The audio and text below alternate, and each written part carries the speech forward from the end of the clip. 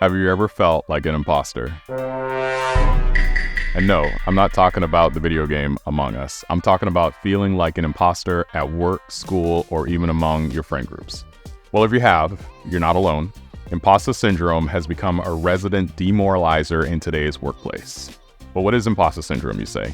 Well, if you type imposter syndrome into Google, its AI will give you this explanation. Imposter syndrome is a psychological phenomenon that causes people to doubt their skills, talents, or accomplishments and fear being exposed as frauds. People with imposter syndrome may feel like they're not as talented or worthy as others and worry that others will eventually realize it. These feelings often have root in a person's personal history and often play out in high-pressure settings such as work or academic environments. So that was a lot, right? And honestly, more Googling and YouTubing will show that imposter syndrome may spawn from deep-seated emotional and psychological pain within some of our lives. This video will not be going that deep, all right? I'm really just here trying to scratch the surface and give you guys some practical advice on how you can combat that at your workplace. So when I first started as a security architect, transitioning from a network manager role, I faced this head on. For those of you who have been managers, you know your technical skills can wane and get a bit rusty, and moving into security with almost no experience was very challenging. I often found myself in meetings, Googling security terminology and topics on my phone.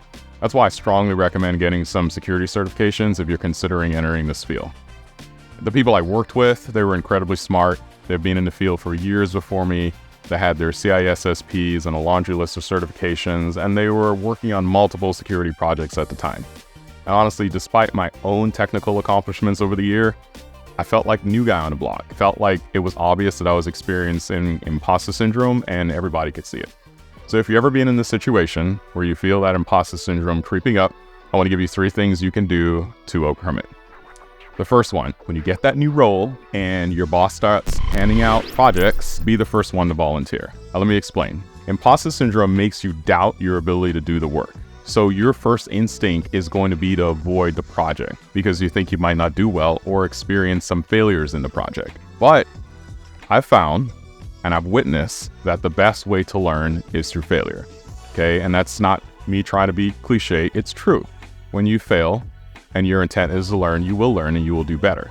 And if you think about it, if they hired you for that particular role, they believe in your potential, right? So by you volunteering, it's going to show your team and your leadership that you're eager to learn. When I first joined as a security architect, I had a few big projects, and one of the ones that I volunteered for was DLP.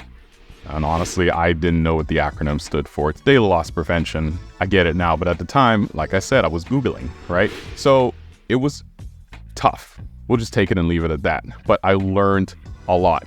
And toward the end, through some ups and downs, it was successfully implemented. Number 2, okay, once you actually raise your hand and you volunteer for that project, you need to be honest with yourself and your team if you don't know something. Let me kind of break that down, okay? Scenario, your boss has a few projects on the board. You see one that you think you can manage around. This is what you say. Hey, boss person, I would really love to work on that project. My particular case, it was DLP.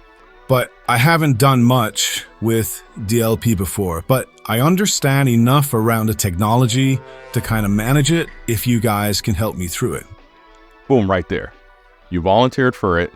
You were vulnerable enough to set the expectations that you want to own it, but you need some help. And more than likely, the boss is going to give it to you because he's probably going to want to see what you can do. Because this is showing him, right, that you're eager to learn, that you want to put in the effort, but it's setting realistic expectations for him and your team to understand that you may not be able to get everything first time around, but you're there to learn, and with their help, you guys can be successful. Okay? The last one, right, after you volunteered for the project and you've set those expectations, right, that you're going to own this thing, but you're going to need some help. Number 3, once you're done, and God willing it's a success, and it's okay if it's not a success, because no matter what, we want to document it, okay? We always want to see if we can document our successes and ways that we could have done better. Let's call them opportunities for improvement, okay? It's almost like a self lessons learned, right? You take some time, you write down in 2 columns the successes and the opportunities for improvement, and then you take some time and focus on it, meditate on it, understand, where there could have been areas where you did okay, but you could have done better, and then celebrate the areas where you did great and you knocked it out of the park. And that's going to help reinforce your self-confidence within your role and eventually help eliminate that imposter syndrome that just creeps up on all of us sometimes. So thanks for watching. And as always, if you enjoyed this video, smash that like button and hit subscribe for some more content. Security Saul,